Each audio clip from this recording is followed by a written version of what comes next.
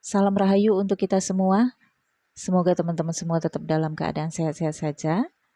Kali ini saya ingin share tentang energi Merkurius yang masuk di Taurus di tanggal 7 Juni 2023 di jam 21:29 waktu Indonesia bagian Barat, kurang lebih. Di jam itu, Merkurius sudah berada di Taurus dengan derajat 00,01,08. Sebelumnya Merkurius berada di Aries dan sempat juga retrograde di Aries. Ketika Merkurius berada di Taurus, Sun juga berada di Taurus. Ini menandakan posisi Sun ini adalah bulannya Taurus. Dan Sun berada di Taurus sejak tanggal 15 Mei 2023 sampai di tanggal 14 Juni 2023. Tentunya efek dari Merkurius yang masuk di Taurus ini berbeda-beda dalam setiap zodiak. Teman-teman fokus di ascendant ataupun moon-nya teman-teman. Oke, yang pertama saya bacain untuk Capricorn. Merkurius berada di house kelima Capricorn. House kelima ini adalah tempatnya romansa, asmara, anak-anak, pertemanan, sosial, inspirasi, kreativitas, kecerdasan, ketenaran, posisi dalam kehidupan di masa lampau, remaja, pendidikan, ingatan, inisiatif, bakat, kebijaksanaan, nasihat, mantra, tantra, kekuatan penguasa atau otoritas ya, dan juga terkait dengan hiburan, anak-anak, siswa ya, kemakmuran, keramah tamahan, beasiswa, dan rahasia. Ilmu pengetahuan kuno juga berada di house kelima. Dengan masuknya Merkuri di Taurus untuk Capricorn, opposite dari house kelima ini adalah house ke-11. House ke-11 dari Capricorn adalah Scorpio. Lord dari Scorpio adalah Saturnus dan juga Pluto. Saturnus berada di house kedua dan Pluto berada di house pertama. Merkurius di house kelima ini akan membuat Capricorn berkeinginan membeli sesuatu, ini bisa saja properti, aset, atau memberi sesuatu untuk anak-anak. Tetapi ini bisa berdampak ke jangka panjang. Bisa saja Capricorn menciptakan hutang yang dampaknya itu ke masa depan, 1 tahun atau 2 tahun ke depan. Sebagian Capricorn juga merencanakan untuk pendidikan lanjutan anak. Di bulan ini yang saya maksud adalah bulannya ketika Merkurius berada di Taurus di house kelima Capricorn ya, teman-teman. Dan karena dampak dari house kelima ini berada di house kedua, ada Saturnus, house kedua ini terkait dengan pembiayaan dan keuangan, sumber keuangan, maka pendidikan, apapun yang dibeli, sosial, pertemanan, asmara, romansa, inspirasi, kreativitas, semuanya membutuhkan biaya. Opposite dari house kedua ini adalah house ke-8, yaitu transformation, perubahan, ataupun pengeluaran dan pembiayaan-pembiayaan. Karena Sun juga berada di house kelima, maka ini ada kaitannya dengan kehidupan yang lebih baik ya, Capricorn. Inginkan kehidupan yang lebih baik. Itu sebabnya Capricorn merasa perlu untuk meningkatkan kualitas, selera, kemauan, apapun yang diinginkan. Capricorn kali ini sudah berbeda dengan yang dulu. Kalau dulu Capricorn itu seleranya cukup di harga berapa, tetapi kali ini Capricorn sudah naik nih ya, peningkatan kualitas yang diinginkan oleh Capricorn karena Merkuri berada di Taurus, selera dari Taurus ini tinggi dan Capricorn mendapatkan energi dari Merkurius yang berada di Taurus ini. Standar Capricorn naik untuk apa yang dia miliki. Ya, misalnya Capricorn menginginkan untuk membeli sebuah handphone, maka handphone yang diinginkan juga bukan handphone yang biasa-biasa standar, yang penting bisa dipakai. Enggak ya, tetapi Capricorn di sini lebih mementingkan, ada banyak pertimbangan Capricorn, tetapi yang utama adalah yang bergengsi di mata orang lain, yang dilihat publik atau sosial itu mahal, itu berharga, itu unik ya. Keinginan Capricorn adalah memiliki benda yang menarik perhatian sosial karena berbeda, kualitas yang lebih tinggi ya Capricorn. Misalnya Capricorn membeli motor, motor ini bukan standar yang bisa dibawa jalan doang, tetapi motor yang mungkin sedang booming. Kalau membeli handphone, maka ada kemungkinan Capricorn akan membeli handphone yang dianggap sosial itu adalah handphone yang mahal. Nah, yang kedua, Capricorn barulah memikirkan kualitasnya. Apakah berfungsi untuk kebutuhan Capricorn sampai ke jangka panjang.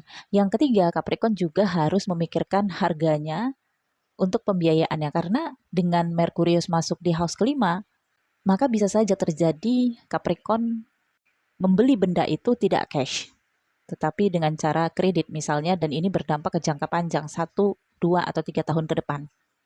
Saturnus yang berada di house kedua Capricorn ini menghukum Capricorn. Apabila Capricorn mengambil tindakan dengan berhutang, maka karmanya apa? Membayar hutang, itu adalah resikonya. Maka Saturnus yang berada di house kedua, opositnya di house ke-8, tentunya ada perubahan keuangan Capricorn. Ketika Capricorn harus mencicil pembayaran dari benda yang dibeli atau dimiliki, maka akan ada perubahan penggunaan uang ya, yang biasanya pemasukannya misalnya 5 juta, untuk potongan benda yang dibeli harus membayar cicilan ini 2 juta, maka tersisa 3 juta. Yang tadinya Capricorn bisa menikmati pemasukan 5 juta satu bulan bisa menjadi 3 juta saja setiap bulan selama perjanjian ini terjadi 1, 2, atau 3 tahun tergantung pilihan dari Capricorn. Dan karena Jupiter juga berada di house keempat Capricorn, maka ada keinginan Capricorn juga untuk membeli properti, rumah, atau tanah. Ada ketertarikan dari Capricorn, apalagi ada Rahu yang berada di house keempat. Ketertarikan Capricorn selama masih dipengaruhi Rahu, ini masih bersifat ambisi. Sehingga mungkin ya, untuk sebagian Capricorn, karena Saturnus berada di house kedua, Saturnus tidak merestui keinginan Capricorn untuk membeli properti, walaupun Jupiter bisa menyanggupinya. Artinya Capricorn merasa kemampuannya ada, bisa kok untuk jangka panjang saya bayar cicilannya gitu ya. Kalau untuk properti kan jangka panjangnya itu 10, minimalnya 5 tahun, 10 tahun, kemudian 15 tahun. Capricorn merasa yakin dan merasa Capricorn memerlukan rumah atau properti yang menjadi hak milik. Tapi selama Saturnus berada di house kedua ini, maka hati-hati Capricorn, karena hukumannya sudah jelas, resikonya adalah perubahan penggunaan uang dan juga perubahan cara menikmati uang ya. Dan bisa saja benda yang dibeli ini bukan untuk Capricorn tetapi juga untuk anak, atau Capricorn akan membeli benda ini untuk dirinya dan untuk anaknya jika memang teman-teman Capricorn sudah memiliki anak. Kalau Capricorn di sini memang di masa sebelumnya ada meminta sesuatu kepada orang tua, ya kemungkinan pada periode Merkuri yang masuk di house kelima ini orang tua akan memberikan sesuatu kepada Capricorn. Dan sesuatu yang diberikan orang tua ini kepada Capricorn akan diperlukan dalam jangka waktu panjang. Misalnya Capricorn ada mengajukan permohonan membeli laptop kepada orang tua. Ini bisa terwujud di periode Merkurius yang masuk di house ke-5 Capricorn. Tetapi bisa saja ini orang tua membelinya juga dengan pengorbanan. Misalnya dengan ngumpulin uang atau mencicil atau mengajukan pinjaman kemana gitu ya. Jadi Capricorn harus benar-benar menggunakan pemberian orang tua ini dengan baik, dan kalau bisa bertahan sampai jangka waktu panjang. Kalau dirawat dan dijaga, ini akan bisa bertahan dalam jangka waktu panjang. Dan benda ini akan berguna dan bermanfaat. Artinya, kalau Capricorn juga di sini menjaga, maka perjuangan dan pengorbanan orang tua juga akan bermanfaat. Sebagian Capricorn yang menjalani pendidikan, ada kemungkinan jika chart personal mendukung, mendapatkan beasiswa untuk ke luar negeri atau di luar kota. Untuk teman-teman Capricorn yang saat ini sudah bekerja atau wirausaha atau berbisnis, maka periode ini adalah periode yang baik ya untuk mengajukan negosiasi dan kesepakatan, karena akan berdampak untuk kontrak jangka panjang atau ke kerjasama jangka panjang. Walaupun kerjasamanya singkat, hanya sebulan, tetapi bisa saja berlanjut sebulan kemudian, atau kalaupun tidak, maka suatu hari klien, customer ini akan mengunjungi Capricorn kembali untuk melakukan kerjasama lagi. Jadi manfaatkan posisi baik ini ya Capricorn. Kemudian kalau untuk teman-teman yang menjalin asmara, maka ada kemungkinan di periode Merkuri masuk di Taurus ini akan membuka peluang baru untuk orang baru datang masuk dalam kehidupan Capricorn. Ada perkenalan, perbincangan, dan karena Sun juga mendukung di house kelima, maka perbincangan ini tidak hanya melalui media saja, tetapi bisa saja terjadi pertemuan. Dan relationship yang terjadi di periode Merkuri Taurus ini bisa membuat Capricorn memiliki kedekatan emosional dengan seseorang itu dalam jangka waktu panjang. Jadi, kalau Capricorn menjalani hubungan relationship ini hanya 1 atau 2 bulan saja, maka kesannya ini tidak terlupakan sampai ke masa depan. Jadi jangan bingung ya kalau misalnya teman-teman kenal sama seseorang baru 2 bulan, tapi kok kenangannya sampai 2 tahun kemudian gak hilang-hilang ya gitu. Ini karena pengaruh Merkuri yang berada di house kelima Capricorn ketika Capricorn bertemu dengan seseorang ini. Cukup berkesan ya. Rules dari house ke-11 adalah Jupiter. Capricorn di periode ini menggambarkan imajinasinya, angan-angannya untuk masa depan. Sebagian Capricorn akan merealisasikan rencananya dan angan-angannya atau mencoba-coba nih. Misalnya pengen beli properti.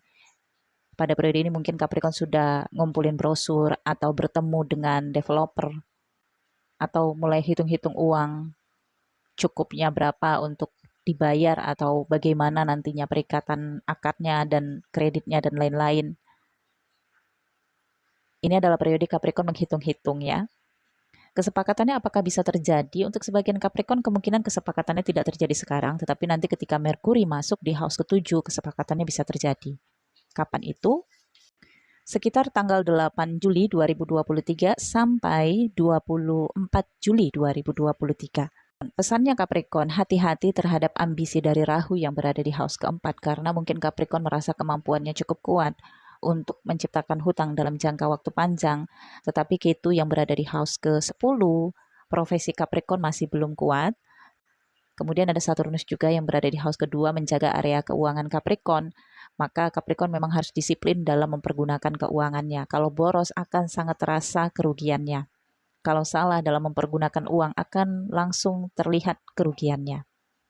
So Capricorn manfaatkan kesempatan ini dengan baik untuk menciptakan kolega baru, pertemanan baru, hubungan baru yang mungkin akan terkoneksi untuk jangka waktu panjang. Oke Capricorn, sukses selalu, sehat selalu, bahagia dan rezekinya lancar. Terima kasih, sampai jumpa di bacaan selanjutnya. Jangan lupa di like, comment, share agar saya bersemangat nge-share video terbaru dan juga agar channel ini terus berkembang ya. Terima kasih, sampai jumpa.